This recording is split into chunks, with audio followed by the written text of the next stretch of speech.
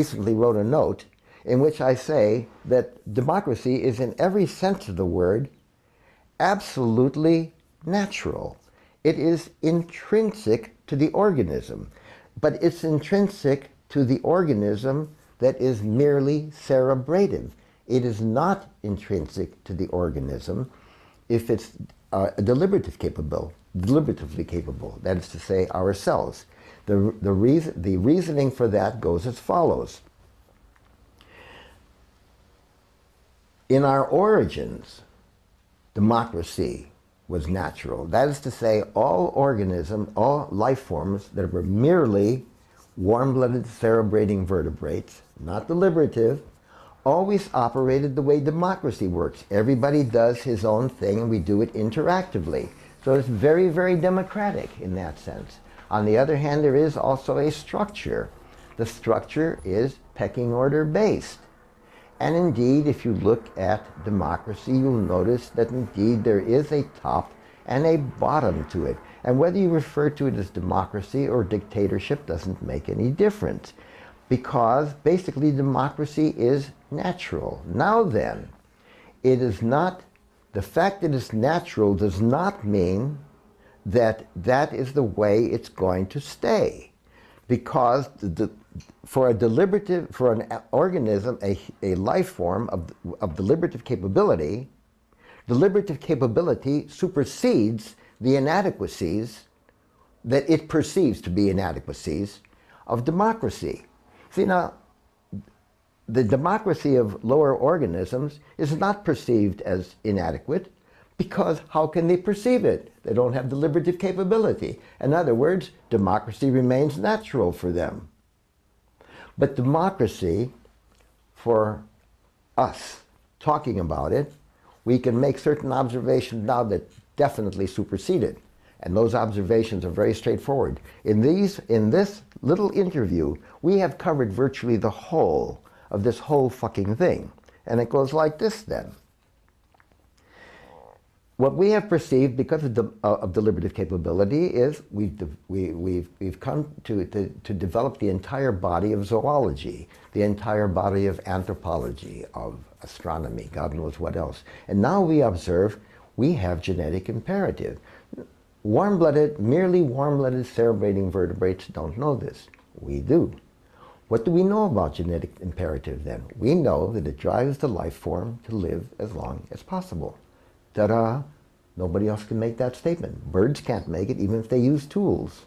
But we can make that statement. And then we say, wow. And then we say, well, we're different. We have deliberative capability and they don't have it. Wow. And we have science and they don't have it. And then, well, how about that? Is there some kind of an implication here then? Yes, the implication is that democracy is inadequate in the sense that it does not work to the life form living as long as possible. The life form living as long as possible under genetic imperative just happens to be the case. It's working on the side. But we observe that and we say, oh shit, the only way we can do that is through science. In which case then, democracy is inadequate.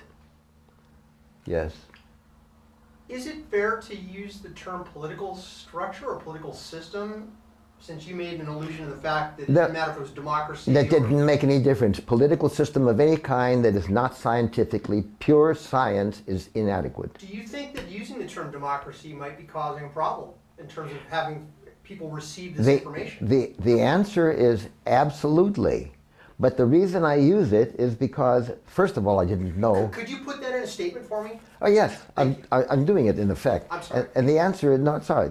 And the answer to that is that at first, when I first used democracy and said that it was, basically, I didn't pull it out separately of anything else, out of dictatorship, because we had made such a big deal of democracy. And it was like putting my thumb right smack down upon it. So that was the original intention.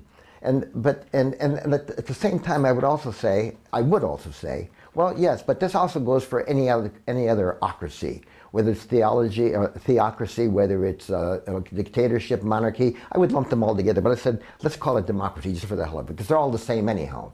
They're all pecking order based, et cetera, et cetera, et cetera, and they've all got the same plus or minus ambiguities, et cetera. So why then do I change it suddenly and now harping upon it? Because it turns out that all of these things, whether it's a theocracy, whether it's a monarchy, a dictatorship, whatever the case, it turns out that plus or minus, they too have all developed out of natural democracy. So now, having written this note on natural democracy, on the naturalness of democracy, I now have summed up, in a sense, like developed a stage earlier than monarchy and all this other shit. So now, why is it so hard to accept at the same time?